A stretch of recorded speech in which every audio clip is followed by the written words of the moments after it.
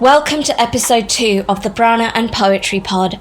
In episode 1, I explained that decolonization has to do with land sovereignty, and I like to use the word uncolonize to refer to the sovereignty of the body and mind.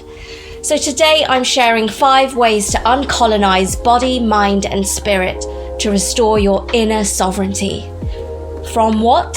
From systems of harm rooted in imperialist, colonial and supremacist ideologies. Capitalism, by the way, is the modern form of colonialism. It's an economy of exploitation and extraction. You only need to look at the billion-dollar yoga industry.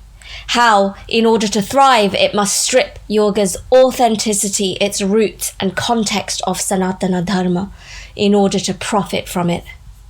By the way, to a person who belongs to this dharmic tradition, like me, finds this erasure absolutely absurd. Not to mention how harmful it is to spread lies and to sell back to our own people a pathetic, watered-down version. By the way, it's really fucking offensive as well. Anyway, on that lovely note, here we go. 5 ways to uncolonize body, mind and spirit. Number 1, invest in rest. Rest is your natural state. This is an important teaching of Ayurveda. Shift into being from doing at regular intervals. Sleep is sovereignty. Nidra, that deep state of conscious rest, is sacred too. But how you sleep matters. So prioritize inducing or creating conditions for a good rest and sleep cycle. Number 2, regulate your nervous system. And you may already know the modalities to use.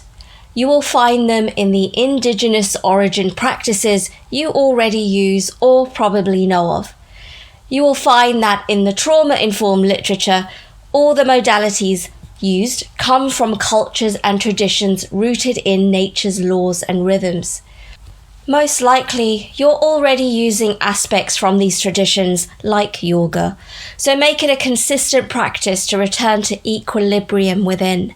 This is essential in healing the states of anxiety and stress created by the artificial systems we are mostly forced to live in. Number 3, check in with yourself as a daily ritual. In other words, identify the quality of your breath, your mind, the feeling level and the physical body. How are you feeling? What are the stories that are playing out in your thoughts? Journaling supports me with my daily check-in and in shifting the negative mental scripts to optimistic ones. Keep track and build awareness. Awareness is the first step for change. Know what is yours and what isn't yours. Through journaling, bring awareness to your boundaries and protect your borders. Number 4, set intentions and goals and read them out loud. Visualize them or write them out regularly. Use intentions and goals to keep your willpower and determination, your passion and creativity alive and strong. You were born with desires. Goal setting gives the mind focus and direction, whether you meet that goal or not. And intention setting offers the heart its resolve. It is extremely healthy to have goals or a point you can move towards. Life is movement. The opposite of that is stagnation. Some will tell you to dream big, others say be realistic. If the dream is big, it is big, and I'm a big picture thinker. So dream big, make it real, make it happen. Dreams can change, or maybe the path there can adjust, but never belittle your dreams or allow anyone else to do so. It speaks to their lack of self-belief and lack of potential and possibility for life than yours. Which brings me to number 5, community. Surround yourself with like hearts and minds and those who educate themselves on decolonization and anti-racism. Those who understand the importance of cultural sensitivity, responsibility and respect, and doing the least harm in business, relationships, and life. Your ideal circle consists of those who are where you would like to be or those you aspire to be like, and of course those in the same place as you. Join a circle that lifts you up and holds you accountable, whether this is a local group or online. Offering support and encouragement to kindred souls feels good and satisfying rather than draining. My own membership group, called the Prana and Poetry Club, is a Shakti circle where I offer weekly classes and community calls. Be sure to register your interest if you're a powerfully sensitive, spiritually conscious, vision-driven woman. Investing in support and accountability is vital for consistent forward movement towards your goals and big vision. With these 5 steps, it is possible to become the empowered, self-sovereign, creative being that you innately are. Isn't it interesting that to fight the system, or even just to be a rebel of the status quo, of the dominant culture, you only need to start loving yourself, accepting yourself, resting, offering yourself a space and time to tend to your nervous system on a regular basis, pausing daily to ask, how am I feeling today? And clearing the mental and emotional fog by journaling your thoughts. Your environment is so important for setting yourself up for success. Remember, deep souls need deep souls.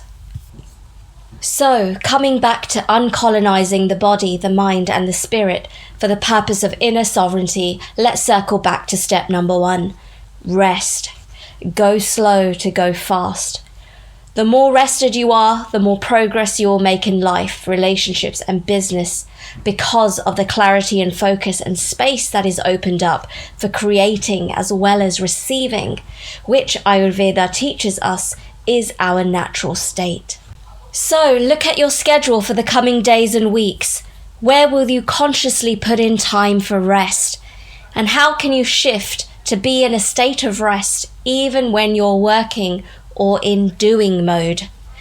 I trust you to figure it out. If you're seeking community and accountability and guidance to reset and change up your routines and rituals and align more fully with your body, your goals, your vision, your life, you may wish to join my She Rises program. This is a warrior training course for 6 weeks to reclaim your power and create and align with your big vision. See what others have said about this program on the course page and send me a message if you're ready for change.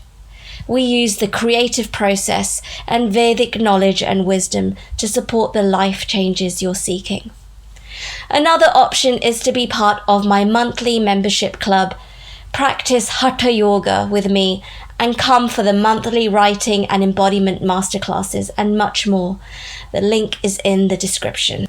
So I close this pod with a reminder that your inner sovereignty matters, your state of being matters, you matter, and your vision also matters. Begin with rest and perhaps a little solitude to gather your thoughts, do a self-check-in and write your goals and intentions for the coming months. And be conscious of who and what your environment is made up of, because it will be the making of you. Rise up, warrior. Hi, I'm Payal, a creative embodiment guide, yoga educator, and mentor for sensitive souls who are vision-driven and working hard to create a safe and loving world. If you liked this episode, let me know and subscribe for more content like this. Speak to you next week.